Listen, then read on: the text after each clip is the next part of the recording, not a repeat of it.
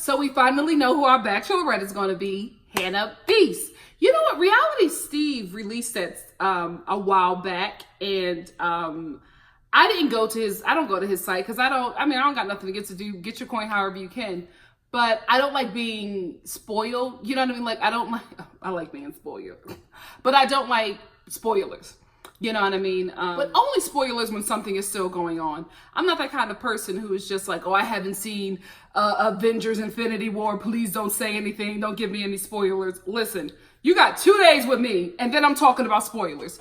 Anyway, I just don't like that, right? Because yes, it's a reality TV show. I know it isn't real, but I still like to, be surprised and have an honest reaction, especially when I come here and do it. So I kind of already knew that she was going to be the Bachelorette because there was like buzz about her, and I know that Reality Steve had already broke it. But when I heard the news, I wasn't upset because I was like, what a great choice. What a great choice. I thought she was perfect for the role. She fits the cookie cutter bill, not only of the show, but of the network. You have to realize, guys, ABC is very conservative. Like, I'll tell y'all, I was up for a role on the show. In ABC, and it went to somebody else, but that's the business. It happens all the time, right? But I was in the room. So when I was talking to my team about the position, they were just like, they were letting me know this is a very conservative network. So, we know you have ideas. You know what I mean? We know you're very vocal on some things, but just so you know, during the time that you're on that show, you gotta walk a certain kind of line because it's a very conservative network. There are certain things that they don't allow. Not to say it's a bad network, but it's just like, ABC is owned by Disney. So you got to walk a certain way. You can't be out here, being me on his YouTube channel and be under ABC. So I'm not surprised that Hannah Beast is the Bachelorette. She fits it. She's a Disney princess. You know what I mean? Like, let's be real. She fits that very cookie cutter conservative America kind of look and essence that this show was based off of. Can we just be real? So in that sense, I thought it was a good choice. I also thought it was a good choice because she's great on TV. Like, she pops in front of the camera. She doesn't seem shy about it. She's very open and odd and quirky at times. And she's just very relatable to the audience, the larger audience of this show. Yes, I know I'm here. I can't relate to Hannah Beast, right? But I'm not the majority. It's business, guys. You know what I mean? So I get that. And I get that she speaks to this audience. So I think she's a great choice for that. And also, she's going to be, in a sense, not a scam king, but she's going to be a cultist. Where it's just no shade, but if the producers say jump, Hannah Beast is going to say how high. Tay or Skipper would have probably been a bit apprehensive. Hannah Beast knows what this is. She knows this game. She's going to play it right. She's going to give us a show. And that is probably why I know why she got the role. And I say role because this is a huge acting gig for a lot of people who have aspirations to go into acting, probably don't have the talent, probably don't have the exposure. This is a great way to go about it. Become a lead on a TV show on ABC that's owned by Disney. So there's so many ways that you can go within this family, right? You're a lead on the show for like what, 15 or how many episodes? Like 15 or 16 episodes. So you're getting paid lead reality TV show money, not lead TV show money, like lead TV show money. Who, girl? It's a life changer. It's a life changer. I can't wait. But lead reality TV show money. So, a lead on a ABC TV show might get like $1 million, right? But a lead on a reality TV show might get $100K. That's big money to somebody who has never had anything like that before, never had an opportunity like that. So it's a huge position. It's a huge acting role. How I know it's an acting role? She sat there and filmed it like somebody was telling her that she just got the lead in Captain Marvel. You know what I mean? Like, it's a huge deal. It's a life changer. She knows exactly what this is, and that's probably why they picked her, because you have to pick somebody that's going to play the game of the show as well. You can't pick somebody that's emotional, that's really there for marriage. They can really be there for marriage, right? But they also have to really be there for the TV show. Like, that's what they want more than anything. That's why Colton didn't have to pick anybody. That's why, relationships can break up within a year or so, within a couple days, or even by the time you get to the final rose, the relationship is done, because it doesn't have to be real. It just has to be believable. You just have to sell it. That's a huge thing. If you can't sell it to them, you can't get the job. When they are in those auditions, when they are meeting with producers and the network and all of this stuff, and they're sending your tapes up to the network, let me tell you something. They are auditioning you to see how you would play on camera.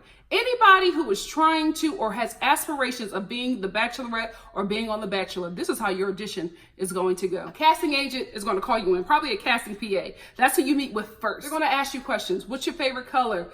Who's your biggest celebrity crush? It's going to be really, really surface because they want to make you comfortable. Then they're going to start asking you, what's the wildest thing you've ever done in bed? How freaky are you? And like all kinds of like very personal things. Is there anybody that you have beef with? They want to know if you're having beef with somebody they're also auditioning, because that's an instant storyline. So what a lot of these girls do is audition for this show together. They could be buddies or whatever, but they can be like, listen, we'll come in as enemies, let the show know that we got beef. So they put us both on the show, and then we act like we don't know, and we create this narrative of it's enemies on this show, and at the end become besties. That's what everybody does on these shows. Let me tell you something. Reality TV ain't real at all. So once you get past the casting assistant, then you get to the casting director, who makes the final choice before you get to the producer, right? So before you get the mic, you got to go through the casting director. So the casting director sits you down, asks you similar questions, but then they start to get even more personal and deeper because they want to see if you can cry on camera. They want to see if you're going to be very emotional. They want to see if you are going to open up to the audience and be relatable. They want to hear about your childhood. They want to hear about your mother being in federal prison. That's what got Demi on this show. Her personality, cute.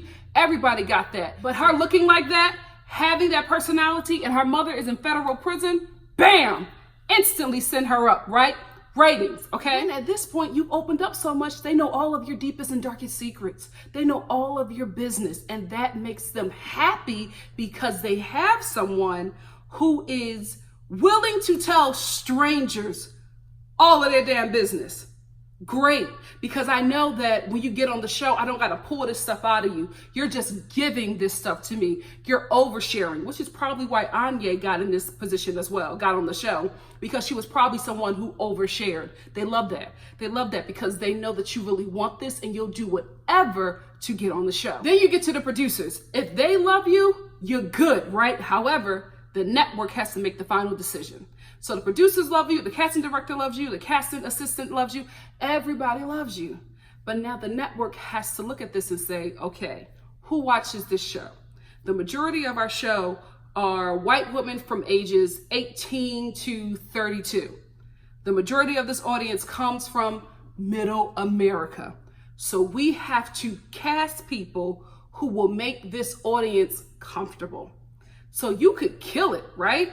You could go in there, you could open up, you can have them all loving you, but you might be one of 6 black girls or Asian girls, you know what I mean? And they just don't feel like this audience will be able to relate to you. And they don't really care if it's a racist thing, if they can't relate to you, if they don't have people like you where they live, they don't care about that. They know that the majority of their audience watches that. And if they are watching that show, advertisers are buying commercials to pay for their show and for their network. That's all they care about. It's just money. So then if the network likes the look of the show, you're good. You're on. But you have to go through all of that to get to that point. Hannah Beast went through all of that and got the position because she'll open up. She'll talk about how she was bullied by a beauty queen and she felt insecure and she's weird and she's awkward and she doesn't like herself sometimes. She's this very fun, quirky, southern, innocent chick from Alabama, Roll Tide, and she has blonde hair and brown or blue eyes. And so the network is like, middle America.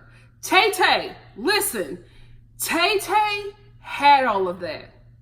But then she didn't have the awkward and quirkiness and fun little one-liners. So I'm thinking it was probably between Tay-Tay and Hannah Beast. I don't think that Skipper really made it to the end just because her personality doesn't really pop. It doesn't really show up. It showed up a bit in the end, and it's showing up a lot now that she's having these interviews outside of the show, but I don't think she showed that in the audition process. Tay-Tay, I think middle America loved her, right? I just think what probably got her out of the position was her personality. And that is why we have Hannah Beast, in my opinion, still a great choice. And you know what? Congrats. Congratulations to Hannah Beast. She booked it. Good for her. That is a huge job. It's a huge opportunity for her. She's making relationships at a huge network owned by a huge company where she can grow in so many ways. I would want that for everybody. You know what I mean? So I'm not hating, girl. Congrats. I cannot wait for your season. Oh, you know, and I forgot to talk about this. Did you see her give a thumbs up to the camera? Like, I got it, sis. Secure the bag. Because we know you ain't looking for no husband. Stop. So first of all, Hannah looked great. And remember, I told y'all, I said, I know it's going to go to her because when the women tell all happened, she looked sickening. She looked like the Bachelorette. This whole look, this glam squad was a $1 billion glam squad. That girl looked great. And even her body, did you see her arms? Hannah Beast did not look like that. Not saying that she was fluffy or whatever, but she was a little squishy when she was on Colton season. Her arm, that huge bionic woman bicep, like homegirl has been in the gym or probably got a personal trainer from the network. Let me tell you something. ABC will give you life-changing money. I know. When I can talk about it, I will talk about it. Anyway, she looked sickening. This color on her looked good. The body was crazy. The hair was good. She was interacting with Chris, really holding her own, acting very comfortable. So you can tell that she had some kind of one-on-one acting training. Because that's another thing that they do with their talent. They bring somebody in like an acting coach, and this person helps whoever is chosen who probably doesn't really have that experience get comfortable with being on camera and how to handle the position of a lead role. Because it's a lot different when you have multiple people to interact off, but when everybody's looking at you and when every storyline is created about you, it's a totally different position. Truth be told, I'm trying to get a gig like that. Because my career is taking off rapidly and I don't really have time to grasp all of it and really get my ducks in a row. One of the things that I do want to do is like one-on-one coaching, because I feel like I got a lot of information, I got a lot of experience, I could really help people, but I just don't have the time. But that's coming. That's coming. And when it does, ABC, if you don't book me for a show, book me for this gig. I can help your talent get ready.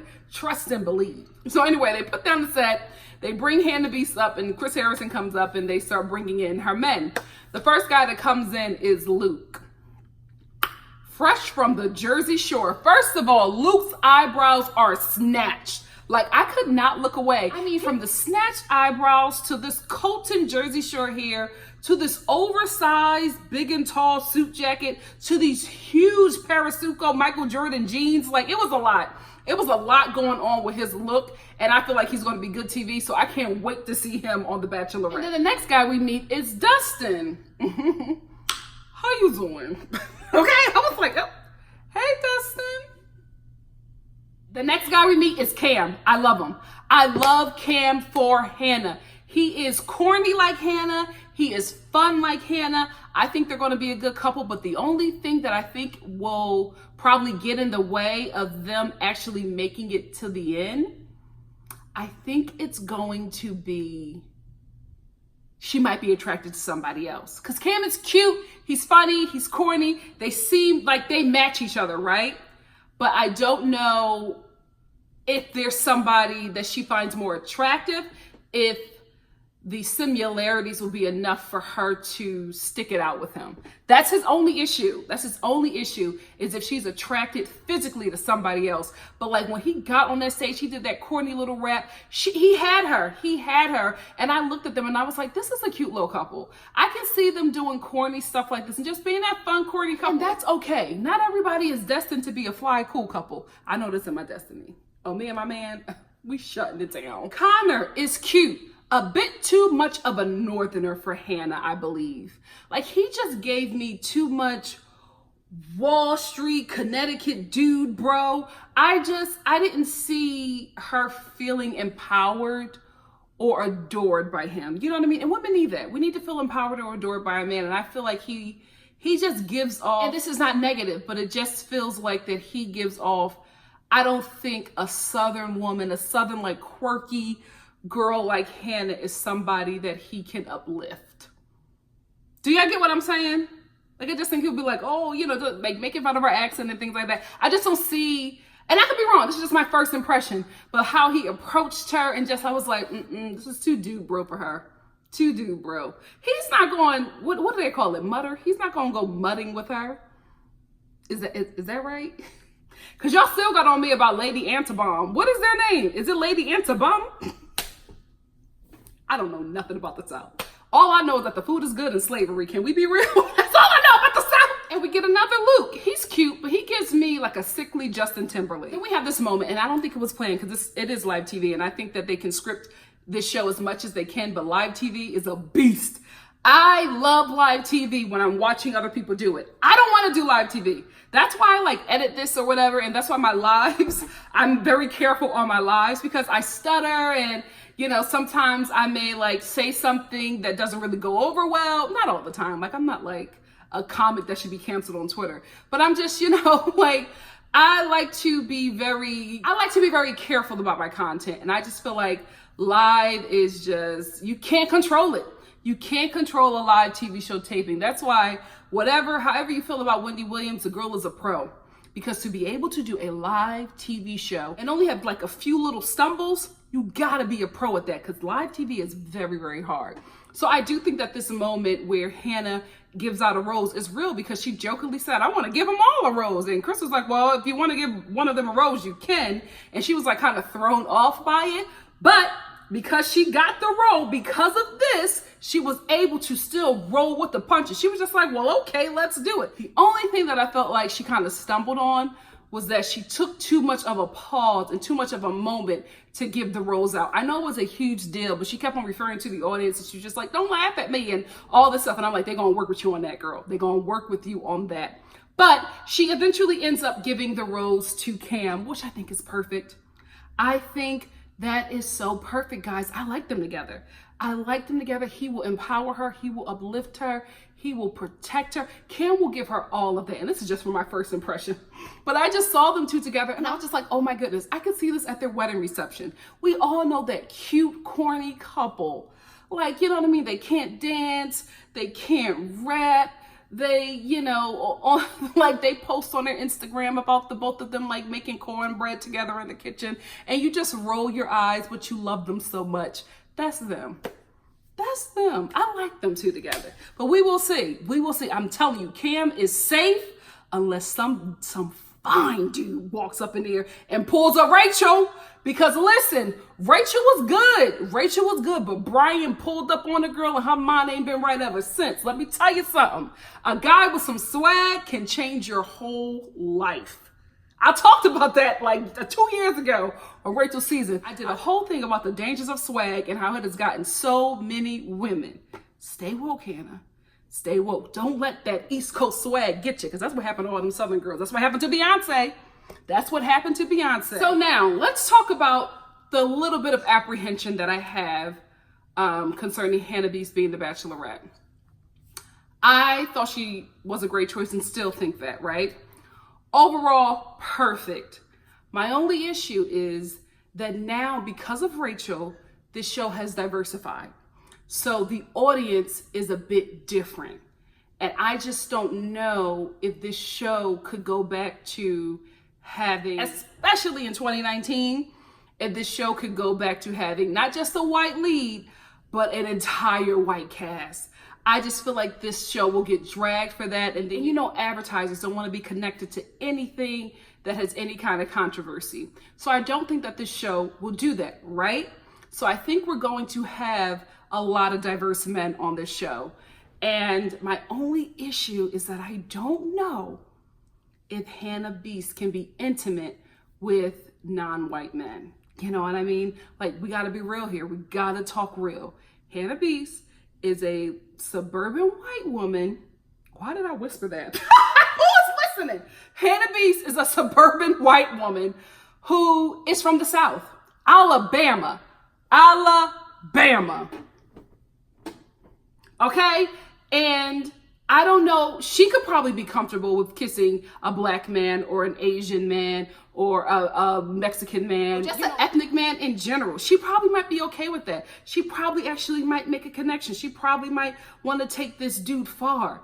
I don't know if even if she is okay with it, will her family be okay with it? Will the town where she's from be okay with it? You know what I mean? So that's my only concern, is that I don't know if she can, or if she can, will it be controversy because of it? And also, let's talk about if she can't get there, if she can't see herself holding the hand of a black man, if she can't like bring herself to kiss a black man. Those are things that will come up. You know what I mean? And I know this show is probably smart enough where they've asked her those things. I hope they are. If not, this is going to be real interesting to watch. Real interesting to watch. I hope my apprehensions are put to bed. But I'm just like, I don't know. I don't know, girl. I don't know. But Becca, I was fine. You know what I mean? Can we be real? Becca's a Northern Democrat. That's what they do. We swirly in a Democratic Party, okay? So I just don't know if Hannah could do that. I just don't know, but we will see. I will be watching. I like Hannah Beast. I think she's a good pick for the show. I hope she gets a lot of fun men, but I'm glad that we got a fun Bachelorette. So I'm hoping that the men can match her, and I'm really hoping that she finds a good match, a good partner. I don't think she's going to find a husband because Hannah Beast now has a different opportunity for her. You know what I mean? Like she was saying, she couldn't see herself being anything else but a wife and a mom. Remember, she said when Chris Harrison was interviewing her, all she thought of was that she was going to be married by now and have all these kids, and now she has this opportunity and the world is open up for her. The last thing you want to do when you got the world at your feet is to slow down for a man or for kids, especially at 23. So I just don't see her getting a husband out of this, but I do see her getting probably a cute boyfriend for a while. But I don't see this going to marriage. I do think she'll probably get an engagement, but I don't really see this going any farther than that. But I do see her moving out to LA and making things happen with her career because she has to look for it. She really, really does. If she doesn't end up being a host on one of these daytime shows, she's probably going to be on Days of Our Lives or make her way over to Nickelodeon or Disney. She's going to work in the entertainment industry, period. She already has a plethora of network execs looking at her work. So the girl is already set up. Anyway, those are my thoughts about The Bachelorette. Let me know what you think about ABC's The Bachelor picking Hannah Beast to be the next Bachelorette. Do you agree? Do you disagree? Do you agree with what I said? Do you disagree with what I said? What are your thoughts? What are your ideas? Let a sister know in the comments section below. And also, again, thank you for stopping by NikkiStar TV to check out my little but growing channel and hear my ideas or my thoughts about The Bachelor. I know that I am not the face of this show, and I know there are people who look like the majority of the audience who also do this as well, and I know you guys stop by there, but I totally appreciate you wanted to hear what I got to say about this fun show. Thank you so much. I truly appreciate all the views. It means so much to me. And I will see you in May, right? May 3rd for The Bachelorette. But I'll also be doing my batch chat as soon as pilot season dies down. I'll be doing a bit more of that and just talking about what's going on in Bachelor Nation because there's a lot of stuff going on. I just haven't had the time to talk about it. But when I get the time, stop by and check and see what a sister got to say. Love you so much. Bye.